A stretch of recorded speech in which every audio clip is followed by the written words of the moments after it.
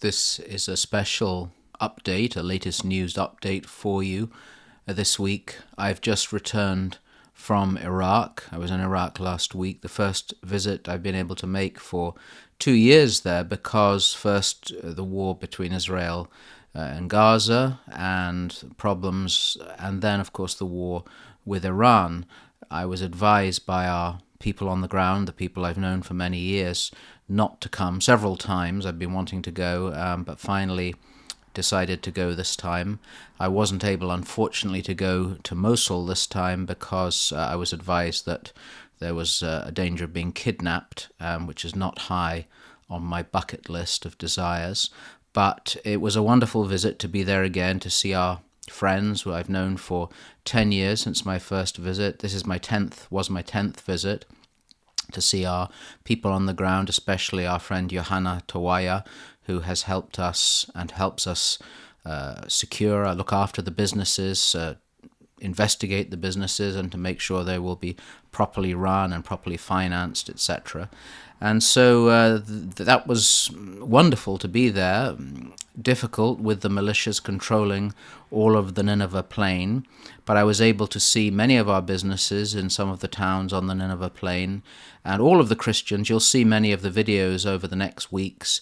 All of the people we interviewed said the same thing, that they want to stay in their land they've been on for 2,000 years. The first Christians were there, the church was founded by the disciples of Jesus.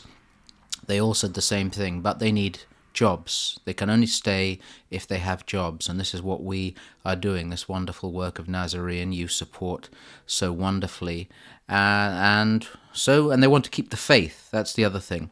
Now, there is bad news. There's good news and bad news. The bad news, of course, is that the militias, the Shia militias, who are controlled by Iran. In fact, it's like being in Iran. One of our friends, Father Banaka, told me, when I said it's like being in an occupied country, he said it is. It's an occupied country.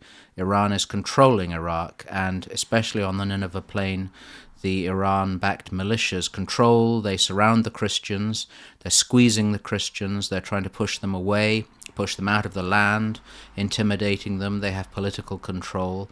So it's a very difficult life for our brethren. They're not being killed as they were by ISIS, but many of them say in some ways it's worse than ISIS because they have no voice. They have no power.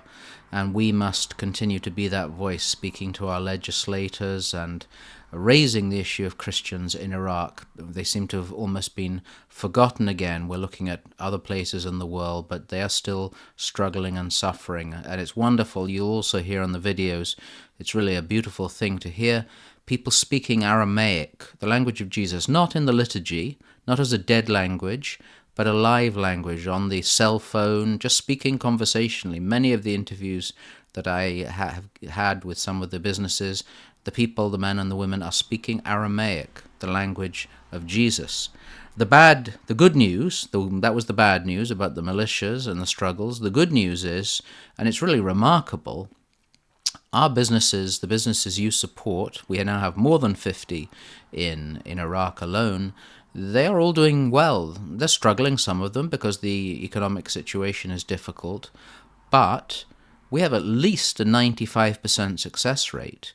Even some of them may have had to move location, but they are continuing. So this is a really wonderful thing to see. And some of them are very poor. Even a couple of businesses I went to see, they're sort of repair businesses, a couple of men who work to just repair different items. Perhaps they were given $1,000 or $2,000 to start, and yet that's keeping them. That's keeping their livelihood. It's keeping their families. It's a business. It's life. And so this is something to thank God for, that all these businesses are surviving. 95% success rate is really remarkable, almost, as I said, miraculous. So thank you again. They all thanked you.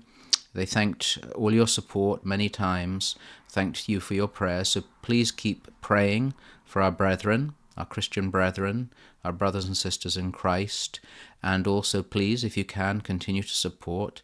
Even with those small donations, it's so remarkable that what a little amount can do. So thank you. Continue to pray for me and for all those who help us in the charity, our board, my assistant, and all those who help in so many ways. We are keeping Christians in their native land, and that is a blessing. Thank you.